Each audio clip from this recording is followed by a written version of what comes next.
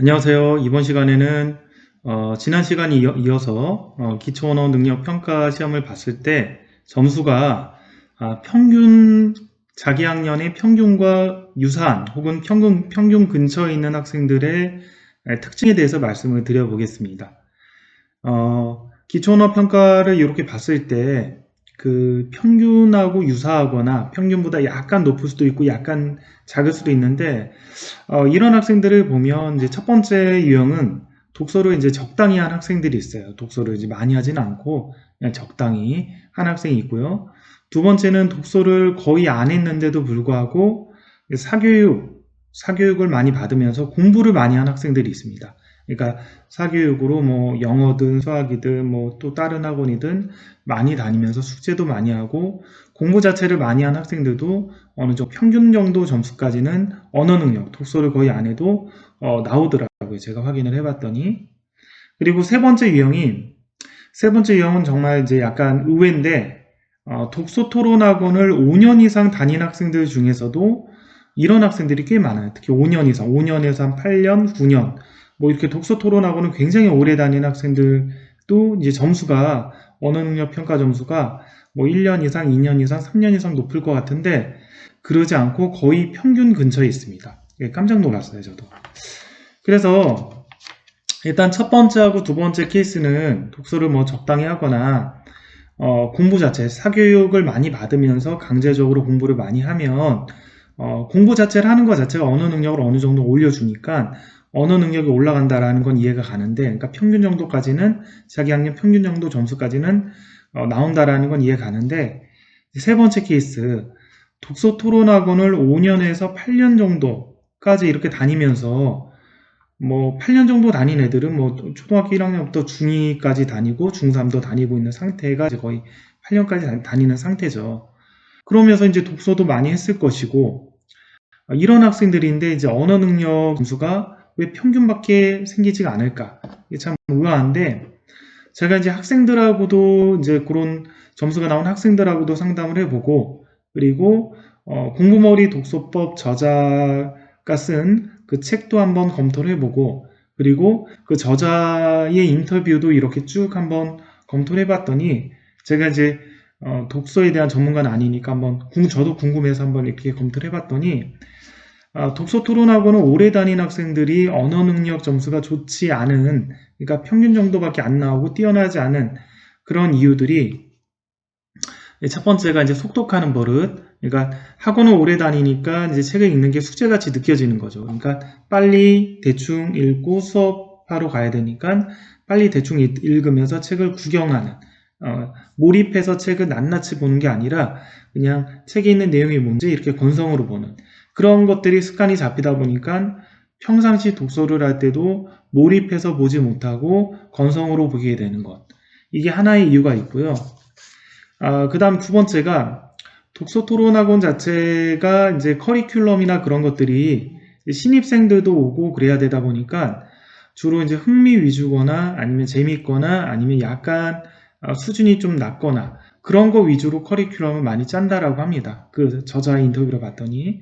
그러다 보니까 어떤 학생이 본인에게 딱 맞고 본인이 읽고 싶은 책들을 읽는 게 아니라 자기보다 수준이 좀 낮은 책들을 읽을 수도 있고 학원의 커리큘럼에 얽매여서 읽을 수도 있고 흥미 위주로 읽을 수도 있다 보니까 언어 능력이 발전하는 데 한계가 있다라고 합니다. 저자의 말이에요.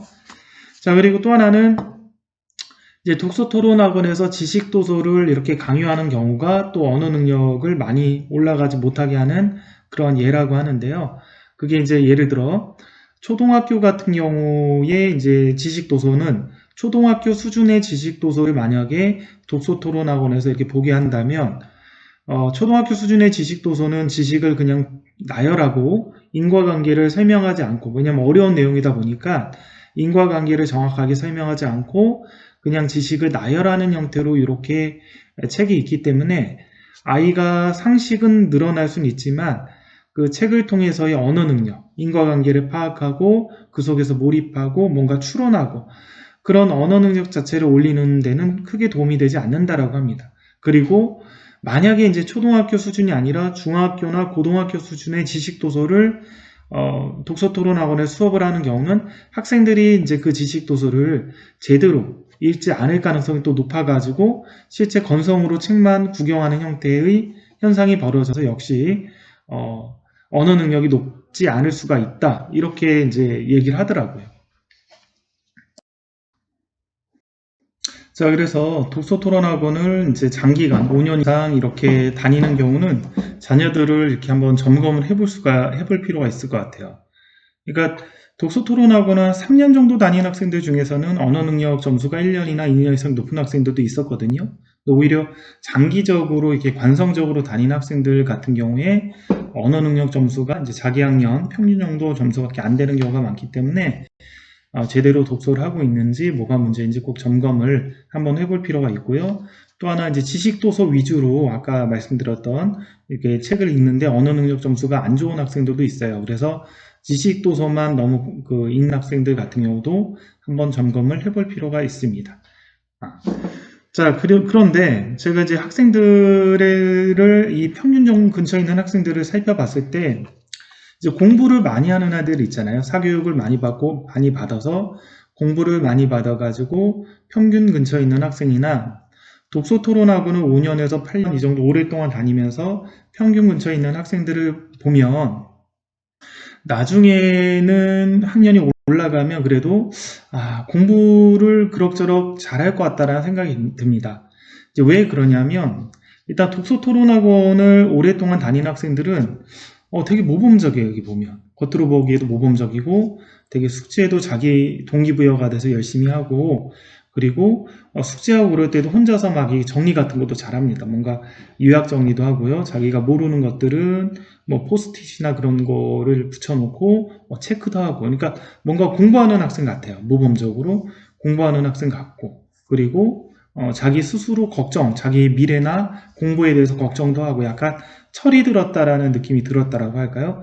그런 느낌을 많이 받아요. 그리고 실제로도 성적을 보면 뭐 아주 잘한 애들은 전교권에 있는 학생도 있고요. 그리고 그거보다 좀 안 되더라도 반에서 그래도 상위권, 반에서 이제 뭐 공부 잘한다, 뭐 1, 2등이다, 2, 3등 정도는 한다. 이렇게 얘기 듣는 학생들이 좀 많아요. 언어 능력은 이제 자기 학년 평균 정도 점수이지만. 그리고 독서를 많이 안 했지만 사교육을 많이 받든지 어쨌든 공부를 많이 자기가 사교육과 더불어서 공부를 많이 해서 언어 능력이 평균 정도 점수에 온 학생들 같은 경우도 일단 독서가 아니라 자기 스스로의 공부를 많이 해서 언어 능력 점수가 평균치까지 올렸기 때문에 장기적으로 보면 이런 학생들이 뭐 중학교, 고등학교로 올라가면서 계속 꾸준히 열심히 하는 그런 습관들이 많이 형성이 되어 있는 학생들이다 보니까 그래도 계속 상위권에는 유지할 수 있지 않을까. 그러니까 우리가 보통 봤을 때 머리가 아주 뛰어나 보이진 않지만 굉장히 열심히 하고 모범적이고 그래서 공부를 잘하는 학생들 있잖아요. 주변에 보면 노력파, 성실파 이런 그룹들이 되지 않을까 그렇게 예측을 합니다. 자, 이런 학생들 같은 경우에 수학을 이렇게 가르쳤을 때는 어떤 상황이 있냐면 어떤 특징이 있냐면 첫 번째 선행을 하게 되면 그러니까 자기 학교의 종류가 똑같을 때는 크게 어려움이 없는데 가령 초등학생이 초등학교 선행을 할 때나 중학생이 중학교 선행을 할 때는 많이 어려워하진 않는데 이제 학교가 바뀌는 선행을 할 때는 좀 많이 힘들어합니다. 이런 이제 평균 정도 점수에 거친 학생들은. 그러니까 가령 초등학교 학생들이 중학교 선행을 했을 때 굉장히 이제 중학교의 새로운 언어들을 배우고 수학의 언어들을 배우고 공부하는 거에 대해서 굉장히 힘들어하고 좀 오래 걸립니다. 그래서 연산 교재 같은 것도 좀 병행을 해야 되고요. 여러 번 좀 반복을 해야 되는 경우도 있고요. 그리고 중학생인데 고등학교 선행을 하는 경우에도 역시 마찬가지예요. 거의 개념 교재 중에서는 뭐 쉬운 개념 원리 정도 교재를 해도 되게 이제 아주 쉽진 않고 버겁게 그거를 잘 노력을 통해서 이렇게 해결을 하고 정석 같은 책으로 하면 거의 이제 되게 힘들어하죠. 학생들이 처음 시작하는 거를. 그래서 학교가 바뀌는 선행이 들어갈 때 굉장히 어려움을 겪는다. 제가 가르쳐 봤더니 그게 이제 언어 능력이 평균 정도 수준이 자기 학년의 평균 정도 수준이다 보니까 특히나 이제 1년 선행을 나갈 때도 학교가 바뀌면 좀 달라지잖아요. 수학 같은 경우도 중학교에서 고등학교 수학이 다르고 초등학교에서 중학교 수학이 다르듯이 이런 이제 좀 과부하적인 게 한 번에 본인한테 닥쳐오면 그것들을 좀 능수능란하게 해결을 잘 못하는 것 같아요. 자, 그리고 유학생들의 수학 심화 능력은 당연히 한계가 있겠죠. 한계가 있는데 제가 이제 한계가 있지만 또 요 그룹 제가 말씀드린 학생들이 어쨌든 되게 이제 열심히 하거든요. 공부는 성실하고 그러다 보니까 꾸역꾸역 어느 정도까지는 극복하는 상태가 되는데 일단 최상위 같은 경우 초등학생 같은 경우 최상위까지는 꾸역꾸역 열심히 해서 따라 붙습니다. 그리고 중학생 같은 경우도 한 1품 정도 심화 교재까지는 꾸역꾸역 열심히 해서 따라 붙고요. 그 다음 고등학생 기준으로는 나중에 기본정성이나 센 수학 C단계까지는 기본정성 연습문제, 센 수학 C단계까지는 많이 힘들지만 꾸역꾸역 열심히 해서 노력으로 포기하지 않고 그 단계까지는 다 끌고 가는 학생들의 저력이 있습니다.